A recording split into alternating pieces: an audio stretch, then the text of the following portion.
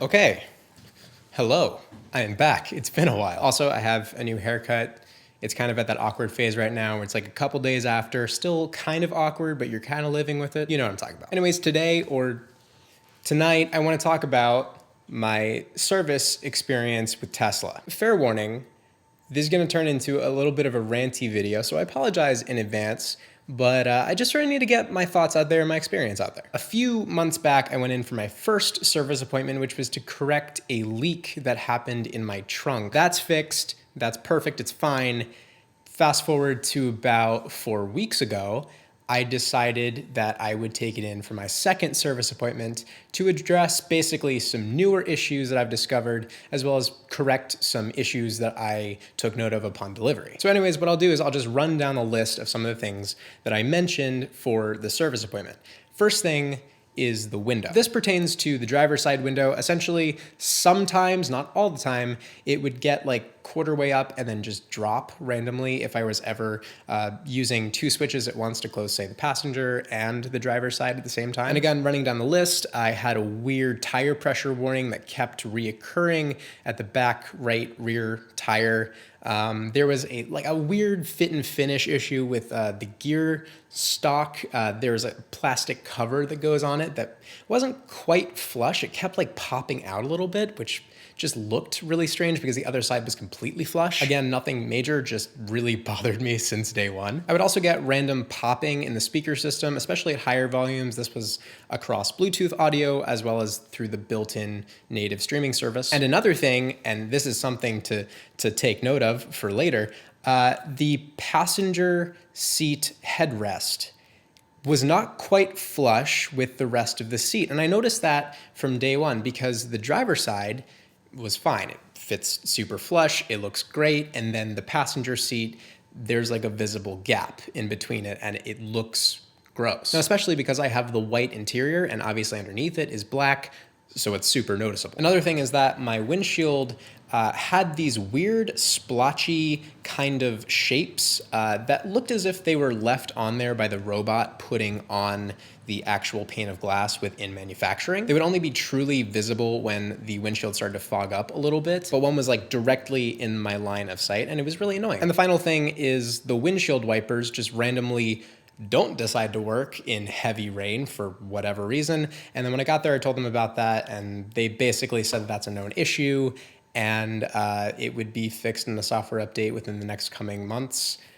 So hopefully that actually happens. Now, the point of this video is not to talk about the issues with my car. It's more so to talk about the overall experience that I received from Tesla and how I walked away basically feeling like I made a big mistake. Now, for reference, as a side note, before we get into the video, I am under 25 and I can't rent a car yet because that makes sense. So essentially, when Tesla doesn't have a loaner Tesla to give you while your car is in for repair, they send you to either Enterprise or wherever to rent a car.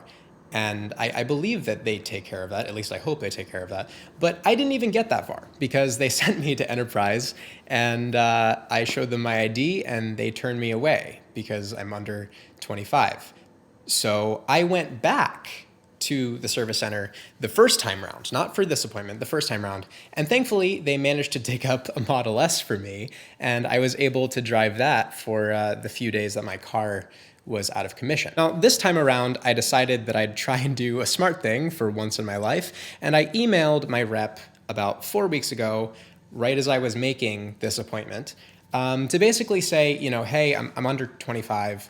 I just wondered if there's any way to basically make a service appointment based around when you guys might have a loaner for me, because I don't exactly want to be without a car for however long this may take. So that was that. I sent that off and I didn't receive anything back. I thought, okay, that's weird. Maybe by some chance, they may have arranged for something. So I went in for that service appointment that I arranged, and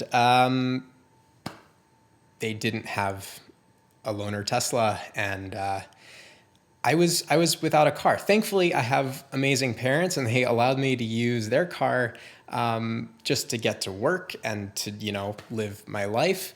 But if I didn't have that, I would basically just be like Ubering and lifting around, which they're definitely not going to cover. So for people that are under 25 to buy a Tesla, good luck if you're going in for a service. So that was the first thing. That was the first thing on the list that I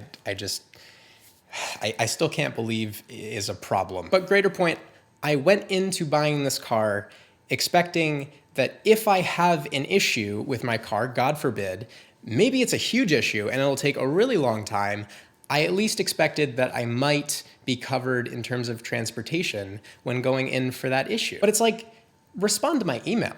Like, don't just ignore my email. That's my bigger point. Now for the rest of this, it gets worse. So I go in for service appointment number 2. At this point, I don't really know if I'm gonna get a loaner car yet or not. And I'm greeted by this man with a rockin' beard, and he was great. He was really lovely. And you know, he helped me out. And then there was another guy, and you know, I don't like to badmouth people, but it's like I felt as if all of my points and all of my concerns with the car were basically just being discounted or just pushed aside as if they didn't really matter. I mean, like I have this vision in my head where I was telling him about the headrest, and the other guy that was more of the issue was basically saying how it wasn't that big of a deal, and then he had, you know, dirty hands, and he went into the back seat of the car and tried to fix the front seat by pounding at it with his dirty hands on my white interior, and there were black fingerprints all over my seat, and it was just like, this is the experience I'm getting. It's just like, that's not what you want to see in that situation. But I mean, besides that, they basically said that the seat thing was like a known issue. I'm sorry, that's not what you say. It's like, sure, it may be a problem with certain Model 3s, but you try and fix it. Like, I have a physical representation of what the seat should look like in terms of the headrest and the rest of the body being flush. Like, my seat is fine, it looks great. And then the passenger seat does not. And you're gonna tell me that's a known issue when one of them is fine and the other one isn't? I mean, like, known issue or not, try and fix it. But it just, you know, it felt like a whole bunch of those types of things where it's like, this is a known issue, or it's like, we can't really do anything there, or, you know, it's like just discounting all of the points that I made. Now, basically, after I voiced all of my issues, went over all of them, and they basically, you know, discounted all of them, I decided to ask if they possibly had a loaner, and of course they didn't. You know the story already, and I just asked for a lift back. Anyways, as the guy with the rockin' beard decided to, you know, call me a lift, and very nice lift, very nice man on the way home. Great conversations with him. He's also a fellow YouTuber. Don't really know his channel name, but he's a YouTuber. But anyways, as that happened, I had a bit of a conversation with the guy that was giving me, you know, a little bit of agitation. It boils down to the fact that he essentially was telling me that it was a courtesy to even be offered loaner cars as a Model 3 owner, because usually that's just reserved for the Model S and Model X owners. And you know, I mean, I get it. There's a lot of Model 3s out there. Like, you will look at that service center, it is flooded with Model 3s. It's just not the thing you say in that situation. But you know, I stepped away from that conversation, and it brought something to my head. I could have spent less on a Model S. I could have bought a Model S for less than what I spent on the Model 3. I chose the Model 3 for a lot of reasons over the Model S, but I could have gotten the Model S. And basically, that person was saying that I could have received better experience if I had spent less money. Does that make sense? Because it doesn't make sense to me. So I mean, you know, it was a weird conversation. And I mean, but anyways, you know, I got back home, I got in my lift. That was interesting. But you know, before I left, I asked for an estimate on how long this would take. And they said, basically, you know, we will call you by the end of today, but the windshield could be the biggest issue in case we have to replace it. But it could be by the end of the day, but we will call you and let you know. That is what they told me. So, I left, got back home, everything was fine. And I didn't hear from them by the end of the day. Mind you, I didn't hear from them Saturday, or I imagine they're probably closed Sunday, but I didn't hear from them Sunday. Didn't hear from them Monday either. And I also didn't hear from them on Tuesday. And that was weird.